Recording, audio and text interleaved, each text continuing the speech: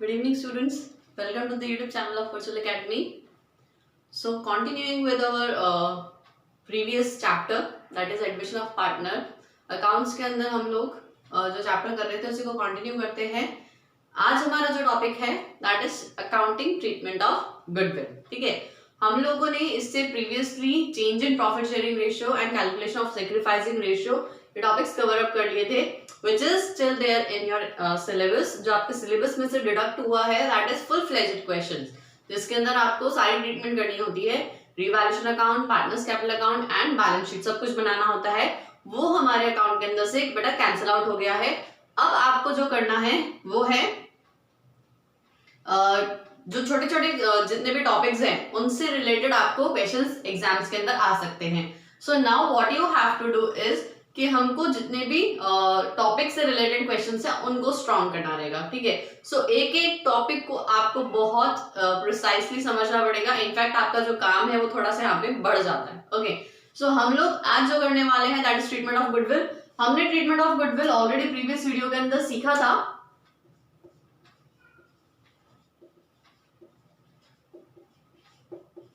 लेकिन उसको थोड़ा सा यहाँ पे फिर से कंटिन्यू करते हैं, उसको फिर से समझते हैं कि ट्रीटमेंट ऑफ गुडविल होता क्या है. ठीक है, गुडविल हमारा बेटा एक इंटेंजिबल एसेट है.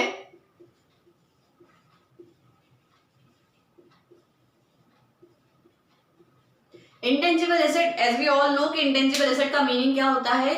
ये वो एसेट है which do not have any physical existence. मतलब ये वो एसेट है जिसको आप छू नहीं सकते, देख नहीं सकते, महसूस नहीं कर सकते, but it is still there. मतलब तो एसेट की वो सारी कैरेक्टरिस्टिक्स जो होनी चाहिए सब कुछ है, but it does not have physical existence. सारी एसेट के कैरेक्टरिस्टिक्स है इसके अंदर इस एसेट के अंदर, बट इसके अंदर एक फिजिकल एग्जिस्टेंस वाला जो फीचर है वो नहीं है. तो मतलब जो मेन कैरेक्टरिस्टिक्स है किसी भी एसेट का दैट इज कि it has a resale value. तो यहाँ पे वो होता है. ठीक है, थोड़ा सा डिफरेंस क्या है कि इसकी फिजिकल एग्जिस्टेंस नहीं है, प्लस ये इंटेंजिबल एसेट जो है इसके लिए हमारे पास जितने भी इंटेंजिबल एसेट्स हैं स्पेसिफिकली गुडविल उसके लिए हमारे पास वर्किंग थोड़ी सी अलग है, which is suggested in AS26. AS26 is my accounting standard 26. बेटा अकाउंटिंग स्टैंडर्ड 26 में स्पेसिफिकली बोला गया है कि वो goodwill that is self generated, you can not record that goodwill in your books of accounts. तो आप कौन से गुडविल यहाँ पे बुक्स ऑफ अकाउंट्स के अंदर रिकॉर्ड कर सकते हैं? Purchased one. अगर आपने कोई बिजनेस परचेज किया है और उसके लिए आपने ओवर द अमाउंट, मतलब ओवर द उसकी परचेज वैल्यू जो जितने भी आप एसेट्स, जब आप कोई बिजनेस परचेज करते हैं तो उसके अंदर आप उसके एसेट्स और लायबिलिटीज दोनों परचेज करते हैं. ठीक है, तो उसके अंदर अगर आपने कुछ ज्यादा अमाउंट दिया है, the amount which you have given in surplus, वो जो अमाउंट है वो आपको यहाँ पे लेना रहेगा एज परचेज गुडविल. लेकिन आपके बुक्स आपको यहाँ पे कोई एंट्री नहीं करनी है. आपको ट्रीटमेंट ऑफ गुडविल के अंदर हम लोग को बेसिकली 3 टाइप की वर्किंग है जो हमको करनी है. 3 टाइप की गुडविल है जिसके बारे में हमको यहाँ पे पढ़ना है. So we can in this chapter specifically we can have 3 types of goodwill. What are those? सबसे पहले आपको जो गुडविल की वर्किंग आ सकती है वो है एग्जिस्टिंग गुडविल की working. Existing goodwill. Now secondly यहां पे अब जो बेटा आपको वर्किंग आ सकती है that is for the purchased value of the goodwill. मतलब सॉरी ये एग्जिस्टिंग गुडविल जो है purchase value of the goodwill है. यहां पे valuation of goodwill at the time of admission. Valuation of goodwill at the time of admission. At the time of admission. ठीक है, next is what we can have a goodwill which is hidden or inferred. Hidden goodwill और inferred goodwill की working हम लोगों को यहाँ पे करनी आ सकती है. एग्जिस्टिंग गुडविल अगर है तो उसके लिए आपको किस तरह से वर्किंग करनी रहेगी? Valuation of goodwill at the time of admission. तो इसके अंदर वर्किंग कैसे रहेगी और हिडन गुडविल की वर्किंग कैसे रहेगी, हम लोग स्टेप वाइज इन सब के बारे में आज बात करने वाले हैं. ठीक है, सो सबसे पहला हम लोग लेते हैं एग्जिस्टिंग गुडविल. एग्जिस्टिंग गुडविल के लिए हमारे पास वर्किंग किस तरह से रहेगी हम लोग अब उसके ऊपर चलते हैं. Now coming towards the working part. If the goodwill is existing, तो आपके पास उसके लिए दो टाइप की वर्किंग हो सकती है। एग्जिस्टिंग गुडविल के लिए आपके पास दो टाइप की वर्किंग हो सकती है। सबसे पहला, आपको अगर क्वेश्चन साइलेंट है, ठीक है, अकाउंटिंग स्टैंडर्ड 26 क्या बोलता है कि इफ गुडविल इज एग्जिस्टिंग, तो सबसे पहले आप उसका काम क्या करेंगे, राइट ऑफ, ठीक है। If partners have decided anything otherwise, okay, तो सबसे पहला काम क्या है, right of the existing goodwill.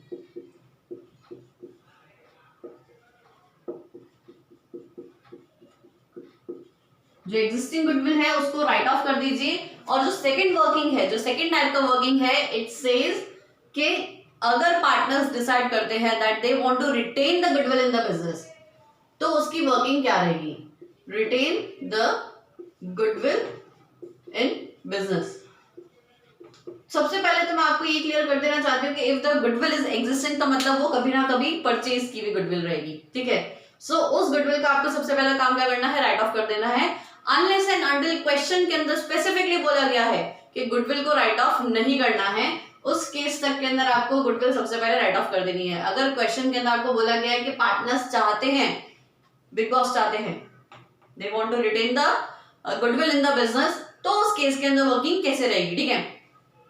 सबसे पहला मैं आपको बता दूं कि अगर राइट ऑफ करना है तो सिंपली कुछ काम नहीं करना है आपको। गुडविल एसेट है, ठीक है, वो कहां पे रहती है, जनरली एसेट साइड के अंदर, तो राइट ऑफ करने के लिए क्या कर देंगे, उसको credit to the old partners, old profit sharing ratio में। ये गुडविल किसने कमाई है, ठीक है, या जो परचेज गुडविल है जो एग्जिस्ट कर रही है हमारे बिजनेस के अंदर, जो परचेज गुडविल है, ठीक है, ये हमारा इन शॉर्ट एक खर्चा है, उसको हमको राइट ऑफ करना है।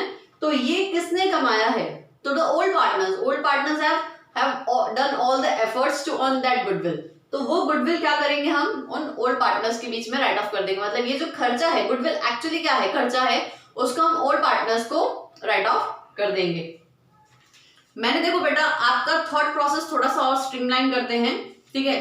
देखो, गुडविल में अगर एग्जिस्टिंग गुडविल की बात करते हैं तो मैंने क्या बोला कि वो परचेज ही होगी। गुडविल क्या होगी, परचेज गुडविल ही होगी। अगर परचेज गुडविल है तो इसका मतलब क्या है कि ये मेरा एक खर्चा है, ठीक है, इसको मुझे ओवर द टाइम क्या कर देना चाहिए, राइट ऑफ कर देना चाहिए। तो सबसे पहला काम यही होगा कि मैं अपनी परचेज गुडविल को राइट ऑफ कर दूंगी, ठीक है। अगर पार्टनर्स चाहते हैं कि नहीं, ये जो परचेज गुडविल का अमाउंट है इसको कैरी फॉरवर्ड रखो, तो क्या करेंगे, तो इस केस के अंदर वर्किंग हो जाएगी थोड़ी सी अलग। क्वेश्चन करते हैं और क्वेश्चन के अंदर सारा कंसेप्ट समझने की फिर से कोशिश करते हैं, ठीक है।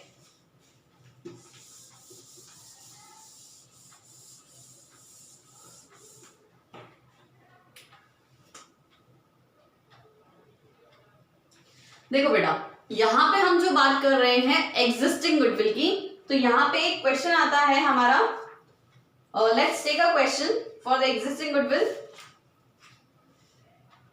क्वेश्चन के साइनॉप्सिस में आपको इधर लिख देती हूं, देयर वी गो क्वेश्चन, ठीक है। क्वेश्चन क्या बोलता है, X and Y are partners, दो पार्टनर्स हैं एक्स एंड वाई, दो पार्टनर्स हैं in the firm sharing profits in the ratio 4:3। मतलब ओल्ड रेशियो यहाँ पे कितना ले रहे हैं ये लोग बेटा, old ratio they are taking 4:3। Are you getting? On 1 April 2020 they admitted Z as a partner. नया पार्टनर कौन आ रहा है, Z as a new partner, एक ही नया पार्टनर आ रहा है एज अ Z, ठीक है। Then Z bought in 1 lakh for his capital and 21,000 for 1/3 share of goodwill premium। क्या क्या है, Z bought cash,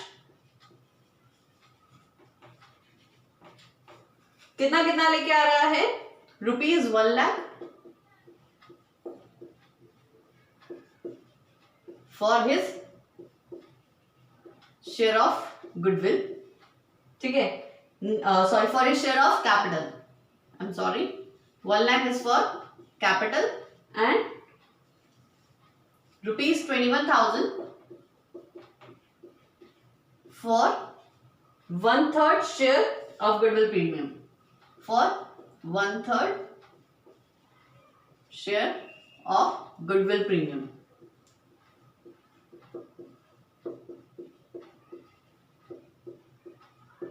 On Z's admission, goodwill existed in the books of accounts at ₹20,000 existing goodwill कितनी है आपको दे रखी है, एग्जाम मतलब जो क्वेश्चन है उसके अंदर कितना दे रखा है एग्जिस्टिंग गुडविल, दैट इज ₹28,000 बेटा। Okay, pass necessary journal entries on Jades admission. आपका क्वेश्चन क्या है, आपको वर्किंग क्या पूछी गई है, ये आपको इन्फॉर्मेशन है। क्वेश्चन करने के लिए आपके पास दो पार्ट होते हैं, one is information part and another one is what you have to do now. What you have to do is you have to pass necessary journal entries at the time of Z admission. Z के admission के time के ऊपर हम लोग goodwill की किस तरह से वर्किंग करेंगे। सी क्वेश्चन साइलेंट है कि एग्जिस्टिंग गुडविल को रिटेन करना है कि नहीं करना है, ठीक है। So what you have to do, सबसे पहला स्टेप होगा that you write off existing goodwill.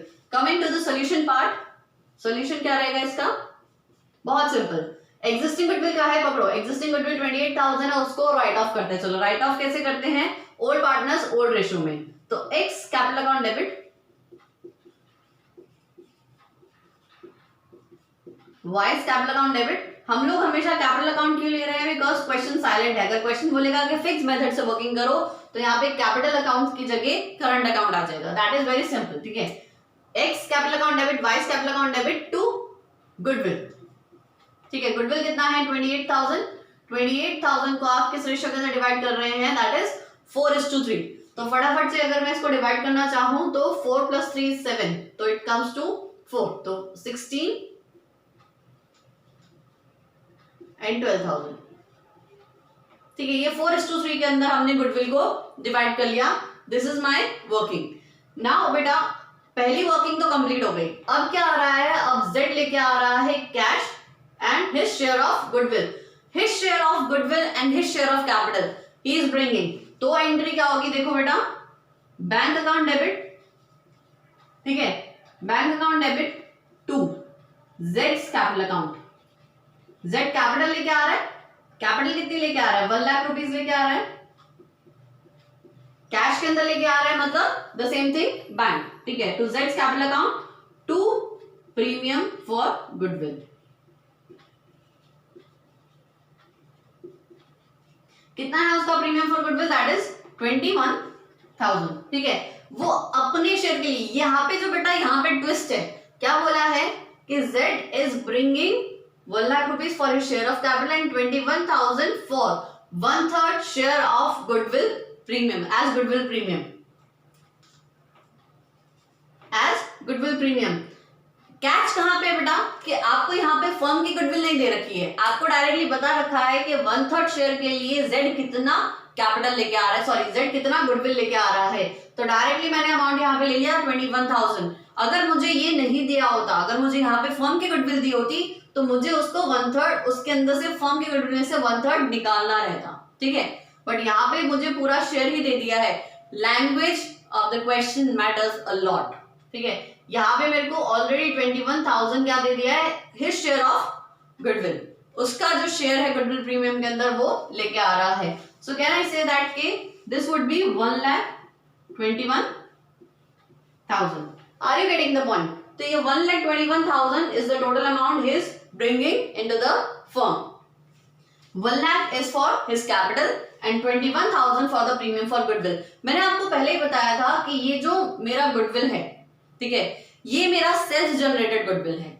Self generated goodwill मतलब मैंने बहुत मेहनत की होगी और उसके बाद अपना नाम कमाया होगा, तो वो जो सेल्फ जनरेटेड गुडविल है उसको मैं बुक्स ऑफ अकाउंट्स में तो रिकॉर्ड नहीं कर सकती, लेकिन फ्यूचर के अंदर मैं इसका जो शेयर है मेरे जो सेक्रीफाइसिंग पार्टनर्स हैं उनसे लेने वाली, जो न्यू इनकमिंग पार्टनर आ रहा है वो सेक्रीफाइसिंग पार्टनर्स से ये शेयर लेने वाला है, तो ऑब्वियसली बात है कि कंपनसेशन देना होता है। तो यही जो प्रीमियम फॉर गुडविल है that is the same compensation given by gaining partner to the sacrificing partner.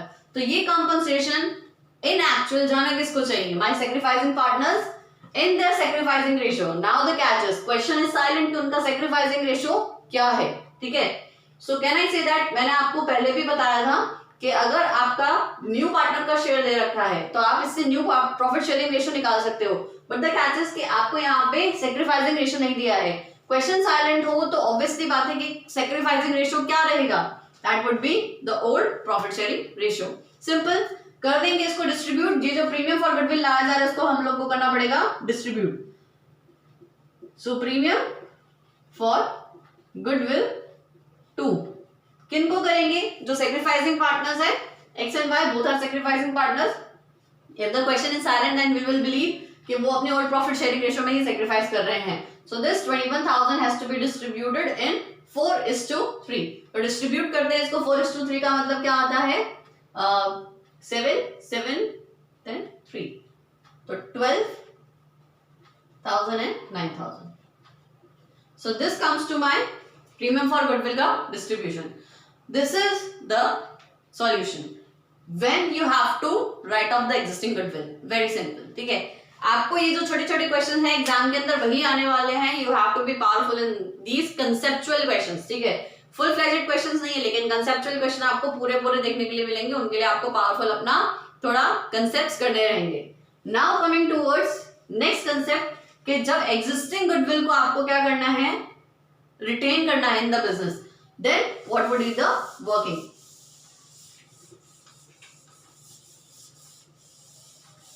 Question देखते हैं और उसके अंदर से वर्किंग समझने की कोशिश करते हैं.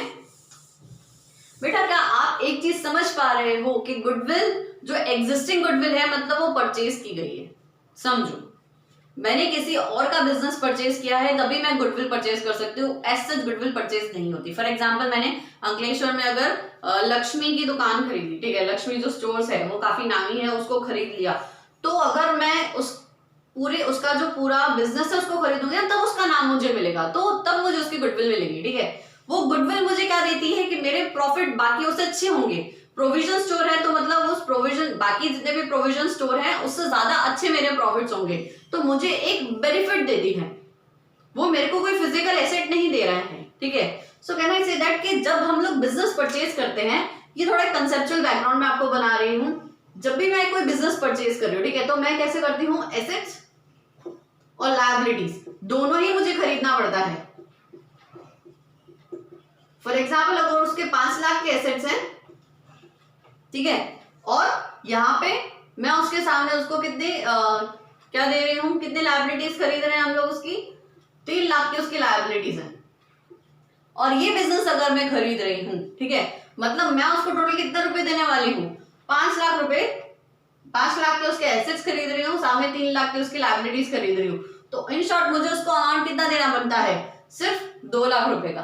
ठीक है. लेकिन यहाँ पे ऐसा नहीं है, मैं over and above the payment कर रही हूँ. मतलब यहाँ पे उसके एसेट हैं कितने, 3 लाख के, और उसकी लायबिलिटीज है कितनी, 5 लाख की. तो भी मैं अगर उसका बिजनेस खरीद रही हूँ तो इसका मतलब क्या है कि मैं उसको over and above the payment किसके लिए कर रही हूँ, गुडविल के लिए. समझ रहे हो. यहाँ पे over and above the payment किसके लिए की जा रही है, गुडविल के लिए की जा रही है. आप सामने वाले की लायबिलिटीज ज्यादा खरीद रहे हो. अच्छा, ये लायबिलिटीज के अंदर आप जो उसको पेमेंट करने वाले हो, ठीक है, वो भी सब यहाँ पे एसेट्स के अंदर इंक्लूडेड है. ये होता है लंप सेल, मतलब आपने लंप सम के अंदर पूरा बिजनेस खरीद लिया है. एसेट्स आपने 3 लाख के खरीदे प्लस आपने लायबिलिटीज 5 लाख की खरीदी, तो उसके सामने तो भी आप उसको 2 लाख का पेमेंट कर रहे हो. मतलब 2 लाख रुपए तो ये एक्स्ट्रा किस लिए है, ये गुडविल के लिए है, क्योंकि उसका नाम अच्छा है और मुझे फ्यूचर के अंदर प्रॉफिट्स अर्न करने में हेल्प करेगा. तो ये गुडविल बेटा जनरली जितने भी खर्चे होते हैं ना, खर्चा ही है, एसेट है. एसेट क्या होता है, खर्चा होता है जो मुझे फ्यूचर के अंदर बेनिफिट देगा, लेकिन उसको राइट ऑफ करना बनता है. तो ये राइट ऑफ कौन करेगा, ये जो खर्चा है वो राइट ऑफ किसके अंदर होना चाहिए, जो पुराने पार्टनर्स है उसके अंदर. ये जो मेरा नया पार्टनर आया है, ठीक है, वो इसके अंदर कोई भाग लेगा नहीं. लेकिन अगर मेरे पार्टनर्स चाहते हैं कि इस गुडविल को रिटेन करूं मैं बुक्स ऑफ अकाउंट्स के अंदर, मतलब बैलेंस शीट साइड के अंदर अभी भी अपीयर करनी चाहिए, तो उस केस के अंदर वर्किंग कैसे चलती है. अब हम लोग थोड़ा सा वो पार्ट देखते हैं. देखो नेक्स्ट क्वेश्चन की अगर मैं बात करूं, मैं उसके साइनॉप्सिस यहां पे लिख रही हूं फिर से. Question it says Raman and Chaman are partners sharing profits equally. 2 partners हैं, रमन एंड चमन, दोनों का प्रॉफिट्स ओल्ड रेशियो क्या है, old ratio equally. They are sharing profits equally. They admit Burman for 1/3 share in profits with effect from 1st April 2020. New partner कौन है, new partner is Burman.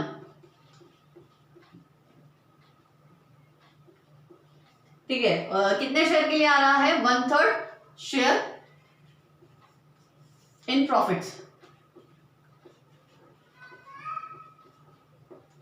from 1st April with effect from 1st April 2020 goodwill was valued at 5 lakh on admission of women. valued goodwill कितना है आपका बेटा? valued goodwill at the time of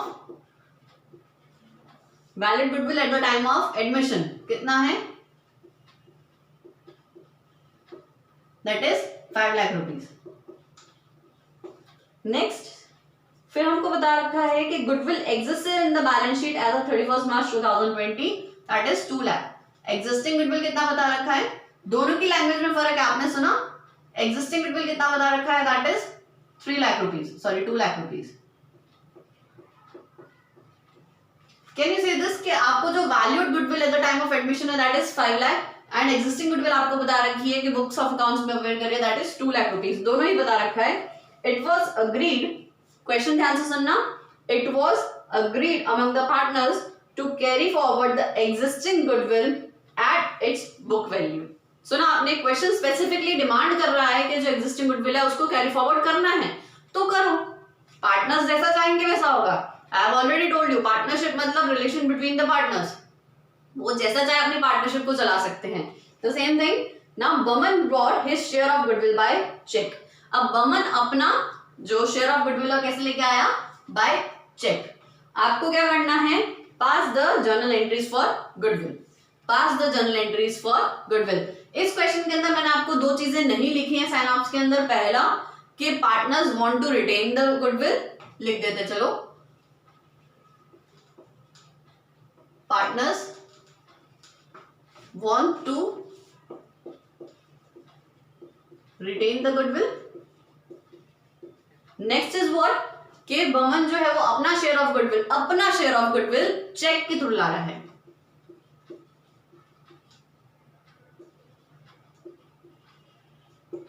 his share,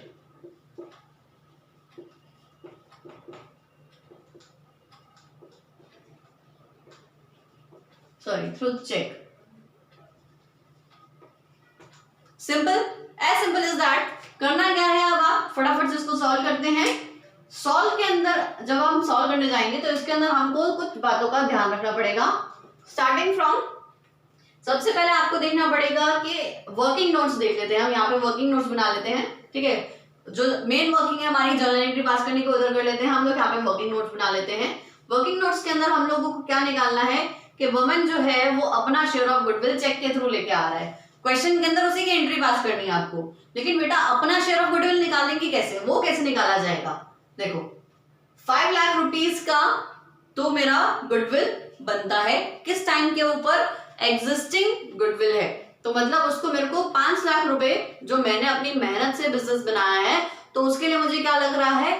5 lakh रुपए मैंने अपनी मेहनत से goodwill बनाई है, एग्जिस्टिंग पार्टनर्स ने मेहनत की है, तो ये पैसा, ये कंपनसेशन एग्जिस्टिंग पार्टनर्स को मिलना चाहिए. लेकिन हमारे जो पुराने पार्टनर्स हैं उनको ये 2 लाख का खर्चा भी अपने सर पे ले लेना चाहिए. खर्चा ही है ना, खर्चा ही है, ठीक है. ये जो एग्जिस्टिंग गुडविल है ये एक टाइप का खर्चा ही है जो मुझे फ्यूचर में बेनिफिट देने वाला था, लेकिन अभी उसका कोई एग्जिस्टेंस है नहीं. सो ये जो 2 लाख का खर्चा है वो भी ओल्ड पार्टनर्स को अपने सर पे ले लेना चाहिए था. दैट इज व्हाट कि हम लोग जब ऐसे राइट ऑफ करते हैं तो उसका मतलब ये है कि खर्चा अपने सर लो.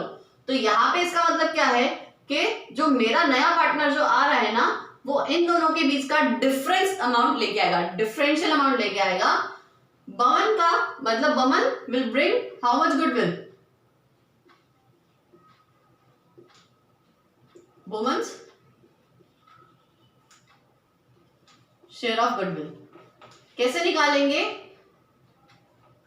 Valued goodwill minus existing goodwill. Valid goodwill कितनी है उसकी? 5 लाख रुपीस की. एग्जिस्टिंग गुडविल कितनी है उसकी? 2 लाख रुपीस की. इन दोनों का डिफरेंशियल कितना है? 3 लाख रुपीस. ठीक है, ये फर्म की गुडविल मानी जाएगी. This will be termed as firm's goodwill. तो ये जो डिफरेंशियल अमाउंट है ना बेटा इन दोनों के बीच का, ये डिफरेंशियल अमाउंट का 1/3 लेके आएगा. Why? Because woman is coming for 1/3 share in profits. तो उसका शेयर ऑफ गुडविल कितना रहेगा? फिर वुमन शेयर ऑफ गुडविल कितना रहेगा?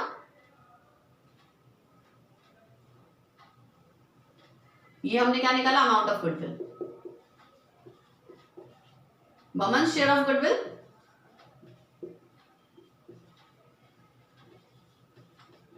सिंपल 3 लाख का 1/3 करेंगे तो ये कितना आएगा बेटा 1 लाख रुपीज। तो बमन अपने 1/3 शेयर के लिए कितना लेके आएगा 1 लाख रुपीज। ठीक है, so coming towards working part देखते हैं इसके अंदर अब एंट्री क्या होगी। बमन किसके थ्रू लेके आ रहा है, चेक के थ्रू लेके आ रहा है अपना शेयर ऑफ गुडविल। सो सबसे पहले हम लोग यहाँ पे क्या करेंगे, एंट्री करेंगे, लेके आ रहा है मतलब the money is coming in the firm. तो यहाँ पे हम लोग क्या करेंगे, bank account debit to premium for goodwill. आपको याद है अगर एग्जिस्टिंग गुडविल अपेयर कर रही है तो उसको राइट ऑफ कर देना था, अगर क्वेश्चन साइलेंट हो तो पहली एंट्री वो वाली थी, लेकिन यहाँ पे रिटेन करने के लिए बोला इसलिए हमारी पहली एंट्री गुडविल राइट ऑफ करने के लिए नहीं थी। ठीक है, तो bank account debit to premium for goodwill कितना लेके आ रहा है 1 लाख रुपीज, और कितना शेयर ऑफ कैपिटल लेके आ रहा है वो दिया नहीं है इसलिए मैंने उसकी एंट्री की नहीं है। सिंपल, अगर यहाँ पे उसका कितना कैपिटल लेके आ रहा है वो भी दिया होता तो bank account debit to Burman's capital account debit to premium for goodwill, ऐसे पूरी एंट्री करते हैं। नहीं दे रखा तो नहीं की। प्रीमियम फॉर गुडविल को again it belongs to whom, this compensation amount belongs to whom, who is sacrificing. अगर कोई मेरा एग्जिस्टिंग पार्टनर भी गेन कर रहा है तो उसको कंपनसेशन नहीं मिलेगा, उसको देना पड़ेगा कंपनसेशन। ठीक है, तो टू यहाँ पे RNC नहीं बोला उनका सैक्रिफाइसिंग रेशियो, तो क्या इमेजिन करेंगे that in the old profit sharing ratio. Premium for goodwill कितना है बेटा 1 लाख रुपीज का है, ओल्ड प्रॉफिट शेयरिंग रेशियो इनका 1:1 है, तो उसी रेशियो के अंदर ये लोग सैक्रिफाइस कर रहे होंगे आई गेस। अच्छा आई गेस नहीं, यहाँ पे आप सबको यही मानना है कि जो हमारे अगर यहाँ पे हमको सैक्रिफाइसिंग रेशियो स्पेसिफिकली नहीं दे रखा है तो इनकी ओल्ड प्रॉफिट शेयरिंग ही इनकी सैक्रिफाइसिंग रेशियो होगी। सो this is my 50,000 and 50,000 to R and to C and this is my working, this is it। ठीक है, सो दोनों ही टाइप के हमने क्वेश्चंस किए हैं। If there is any problem you can always come up and ask the question. ठीक है, आप इससे रिलेटेड अपनी बुक के अंदर से जो भी बुक आपके हाथ में है, जो भी बुक आप रेफर कर रहे हैं उसके हिसाब से आप क्वेश्चन कर सकते हैं। So this was my question और उसका solution. Now moving towards second type of goodwill, that is valued goodwill at the time of goodwill at the time of admission। उसके अंदर हमारे पास काफी सारे केसेस हो सकते हैं। ठीक है, हम लोग आज उसके केसेस के क्वेश्चंस तो नहीं करेंगे, बट हम उनके जो केसेस है ना उसको डिस्कस कर लेंगे। ताकि हम लोग कल के क्लास के अंदर उसको फिनिश कर सके, उसका वर्किंग पार्ट फिनिश कर सके। मेनली मैंने आपको बेटा बताया था कि जो मेरी गुडविल है उसके लिए मेरे को या तो एग्जिस्टिंग हो सकता है, तो वैल्यूड हो सकता है, तो हिडन हो सकता है। आपको याद आ रहा है? ठीक है, नाउ सेम एग्जिस्टिंग गुडविल की वर्किंग मैंने देख ली, अब मैं वैल्यूड पार्ट की गुडविल देख रही हूँ। ठीक है, valued goodwill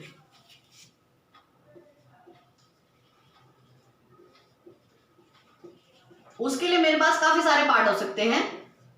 first case number 1, valued goodwill का मेरे पास जो केस नंबर 1 है वो कैसा हो सकता है? देखो बेटा, सबसे पहला when goodwill is paid privately.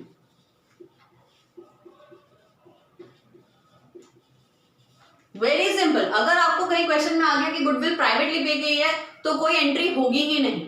Very simple, कोई एंट्री ही नहीं होगी। Why?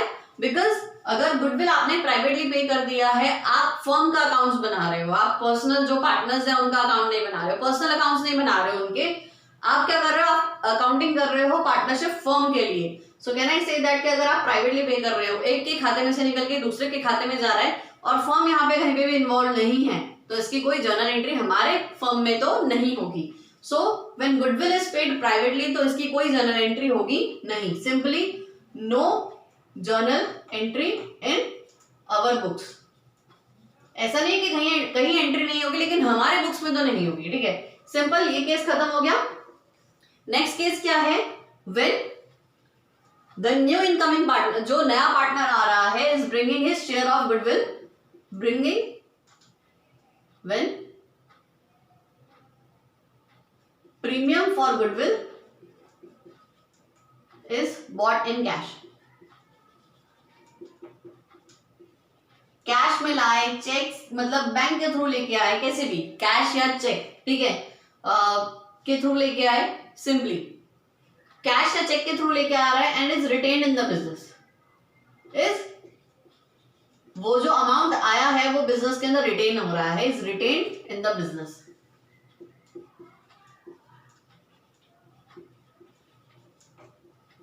Third, same when new और incoming partner is bringing his share of premium for goodwill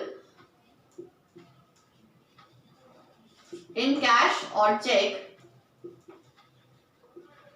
but जो अमाउंट है इज विथड्रॉन, जो प्रीमियम फॉर गुडविल का अमाउंट है is withdrawn. अगर आप थोड़ा सा लॉजिक समझो ना, तो इसके अंदर लैंग्वेज चेंज हो रही है और केसेस बदल रहे हैं। वर्किंग के पार्ट के अंदर इतना ज्यादा डिफिकल्ट नहीं है बेटा, आपको लंबे चौड़े केसेस देखेंगे लेकिन इतने डिफिकल्ट नहीं है। अगर विड्रॉ कर रहे हैं तो to cash, for example if I am withdrawing तो my personal account is debited and cash और बैंक अकाउंट इज क्रेडिटेड। पैसा जा रहा है फर्म के अंदर से तो कैश और बैंक अकाउंट क्रेडिट हो जाएगा। बहुत सिंपल है, डिफिकल्ट पार्ट नहीं है। बच्चे कंफ्यूज होते रहते हैं but there is just no reason to get confuse. बहुत सिंपल है। जब premium for goodwill is bought in cash और cheque and is withdrawn from the business.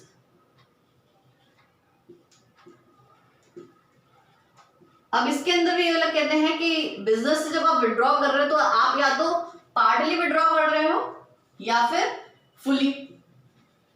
For example जैसे प्रीवियस केस के अंदर हमने जो क्वेश्चन देखा था 50,000 रुपीज जो प्रीमियम फॉर गुडविल का दोनों पार्टनर्स को मिल रहा था, वो पूरा 50,000 रुपीज निकाल के लेके जा रहे हैं या फिर उसके अंदर से 50,000 के अंदर से वो दोनों आधा आधा अमाउंट निकाल के लेके जा रहे हैं। 25,000 निकाल के आर लेके जा रहे हैं एंड सी फिर वापस से 25,000 निकाल के लेके जा रहे हैं। बाकी के जो आधा आधा अमाउंट है वो बिजनेस के अंदर में भी पड़ा हुआ है।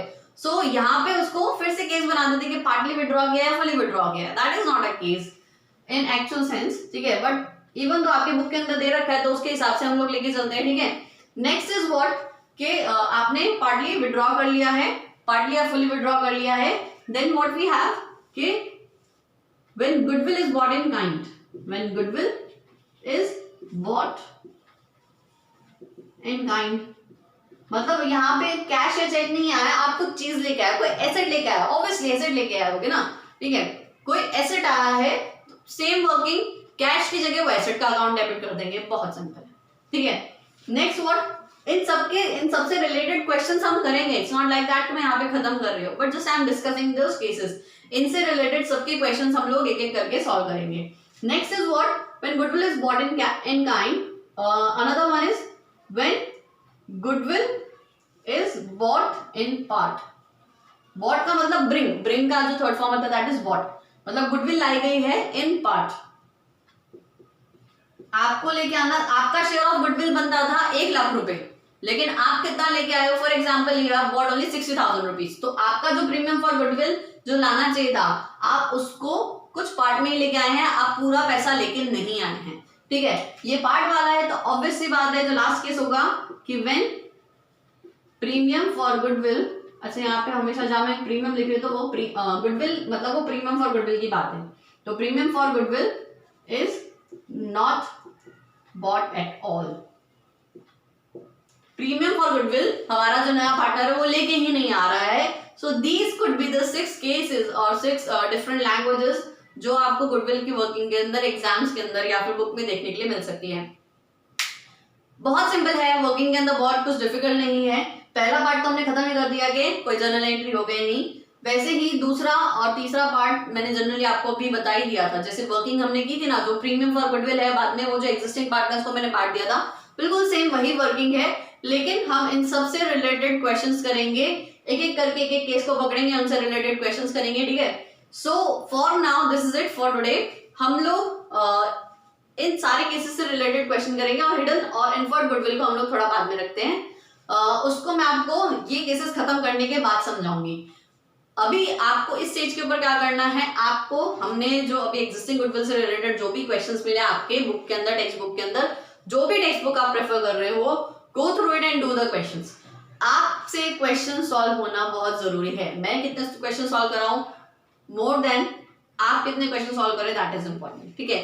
So this is it for today and if there is anything, if anything is bothering you related to the subject, related to your course, related to your syllabus या फिर related to the class, और class लेने का, conduct करने का जो system है उससे अगर कुछ भी प्रॉब्लम है आपको या कुछ भी आपको सजेशन देना है then you can just message me, comment. Okay, so this is it for today. See you tomorrow.